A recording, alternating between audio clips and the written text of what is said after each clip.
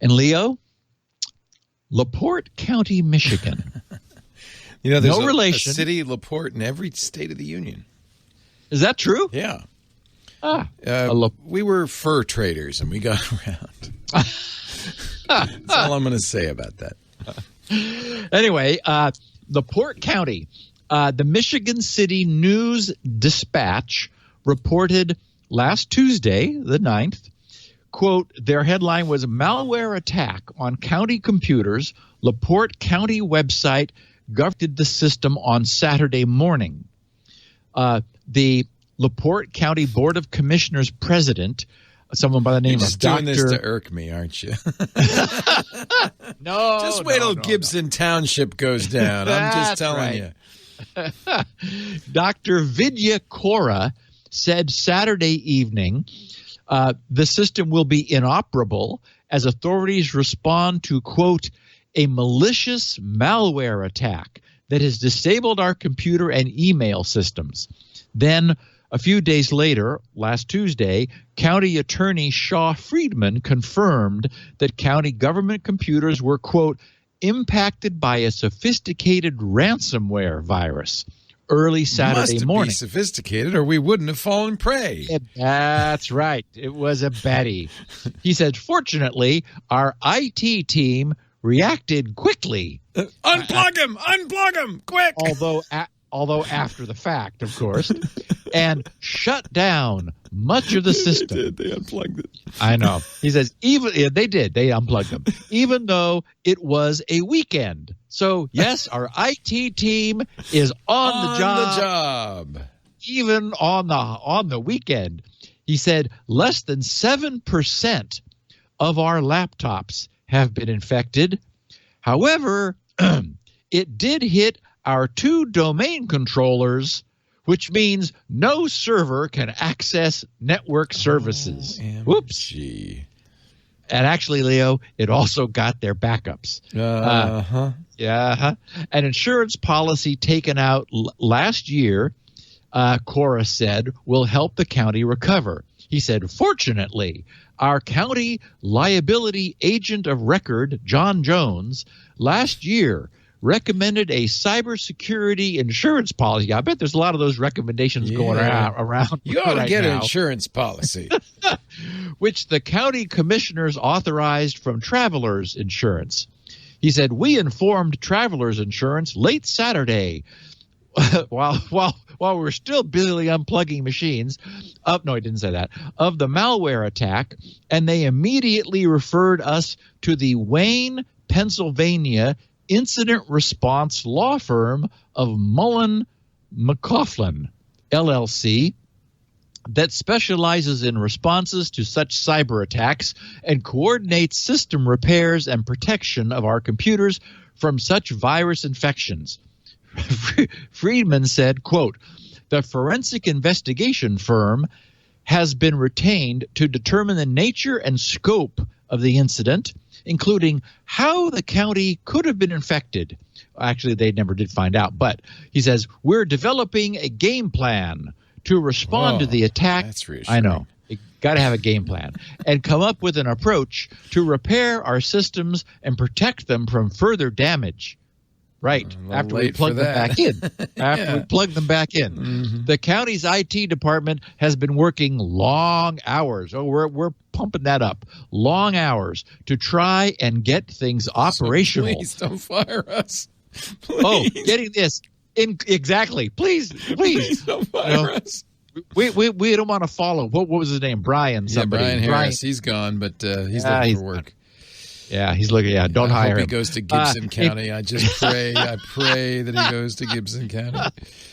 It says they've been working long hours to try and get things operational, including, Leo, spending Sunday. Oh, no. Even on Sunday. They never get to rest, those IT people, to ensure that the courts and prosecutor's office remain functional, because we got to prosecute somebody after we figure out who did this to us. So this, quote, this particular ransomware variant, known as Ryuk, no kidding. Oh, yeah? Where have I heard that name before? Yeah, RYUK, is especially insidious as it seeks to delete or encrypt system backups. Whoops! How dare they? He says, but Leo, he said, we are exhausting all possibilities. We're going to be exhausted, as are our There's IT a hard people. drive in the closet somebody forgot to connect. He said, we're even tapping the FBI's cybersecurity unit and reviewing all workarounds. We're going to review those workarounds in order to determine how to restore the county to a full operational status. So, we're glad we voted for this guy because, even on Sunday. So staff from this firm, the law firm, McCullen Coughlin, arrived in LaPorte, I don't know, on Sunday night even. Ooh, Leo traveled on a Sunday to get here. No sleeping. Took to the Greyhound. They will help prepare documentation to report the attack to the FBI and other appropriate law enforcement agencies. Cora and Friedman both praised the efforts of the IT department. Cora said, I commend our director, Darlene Hale, while she still has her job, and her team for shutting down our systems Saturday afternoon, as she came right in as soon as the malware virus was detected. Unfortunately, at least half our servers have been infected because that malware is quick. Speed of light, my friend. Speed of light. That's so unfortunate. And it will take some time to fully restore service. I ask for patience from the public as we seek to become fully operational again. They like that phrase. Friedman echoed that sentiment, saying, Darlene Hale and her team have been working 15-hour days, Leo, 15 hours since this virus hit to try to restore portions. Okay, we're getting a little more modest now. Portions of our system that can be restored. Because, of course, you cannot restore those portions that can't be restored because they can't be restored. We ask for patience from all concerned. Okay, so that was the incident reporting. Then, a week later, Bleeping Computer reports, a forensic investigation firm and the FBI were involved, but attempts to recover the data encrypted by the malware without paying the ransom were fruitless. The cyber criminals got about $130,000 in Bitcoin they paid him. From this attack. Oh, boy. With $100,000 being covered by insurance. So the impact may not be immediate, they write, but it does create some ripples in the long run. The decision to pay the cyber criminals came after seeing that the decryption keys from the FBI, I guess they must have had some from previous cyber. Is one of those malwares that sometimes could be reversed. I don't think so. I don't think Riot can. Somebody sent us an email saying, yeah, we do this, and sometimes we can reverse it. I do think there were some versions. I may be confusing it with a different one. But anyway, according to a local report from WSBT, a local station, the county had backup servers, but the malware encrypted them. So you don't want your backup servers to be on your network all the time. So we now know that insurance companies are bearing the brunt of the payouts for these attacks. So I'll bet that we're not far from the time when the conditions of continued insurance require regular training and reviews, periodic security audits, and more reliable backup solutions. I'll bet that in other words, we're going to be hearing from insurance companies, quote, something like, we'll insure your municipality, but unless you want the insurance premiums to be really sky high, you need to get much more proactive about protecting yourself from these threats.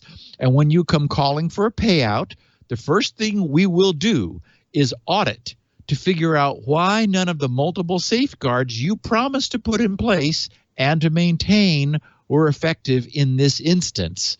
And only if we find that you are not at fault, given the terms of this insurance, are we going to pay. So I think we're going to see something happen. And then I got a kick out of this. Also in the news, U.S. mayors adopted a resolution not to pay any more ransoms to hackers.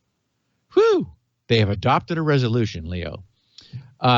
It turns out that just happened. The 2019 adopted resolutions of the 87th annual meeting. Oh, that's the 87 I was probably thinking of, not the IEEE, because that'd be a long time to have IEEE meetings. But the 87th annual meeting of the United States Conference of Mayors of the Committee for Criminal and Social Justice included the resolution to, quote, oppose payment to ransomware attack perpetrators. And actually the conference, the proposal adopted resolutions stuff is pretty humorous. So I put a link in the show notes. But when I had to scroll down through all like endless adopted things, finally got down to opposing payment to ransomware attack perpetrators. And so there's 7 points. They said, 1, whereas targeted ransomware attacks on local U.S. government entities are on the rise, and 2, whereas at least 170 county, city, or state government systems have experienced a ransomware attack since 2013, and 3, whereas 22 of those attacks have occurred in 2019 alone, including the cities of Baltimore and Albany and the counties of Fisher, Texas, and Genesee, Michigan, and 4, whereas ransomware attacks can cost localities millions of dollars and lead to months of work to repair disrupted technology systems and files, and 5, whereas paying ransomware attackers encourages continued attacks on other government systems as perpetrators financially benefit, and 6, whereas the United States Conference of Mayors has a vested interest in de-incentivizing these attacks to prevent further harm. 7, now therefore be it resolved that the United States Conference of Mayors stands against, unified, stands united, yes, united, against paying ransoms in the event of an IT security breach. In other words, we're saying, don't do it anymore. We stand against it. We stand united against paying what we're going to be paying. We're not happy. So, anyway, ransomware. I'm against it. That's right. I don't like basically, it. They're all definitely we are all in against it. Unhappy. We're really somebody's really got to get these guys happy. some help. So we got an email from a guy, and I can't vet it, so maybe, I don't know, you can or something, named Brett Callow. He works for a company, a New Zealand company called MC Soft. His point was that Ryuk uses hard-coded keys that sometimes are reused. And so those are the keys probably referred to by the FBI. That absolutely makes it was sense. unclear. He wanted to get the word out that, you know, they offer a downloader that will check it against the keys that are known. You know, this is the website. I don't know anything about it. They say it's free of charge. But the point being, he said, I just want to get the word out that sometimes you can get a key to decrypt it. If and it may reused, work. And it may work, and certainly should do that before you pay anybody any money.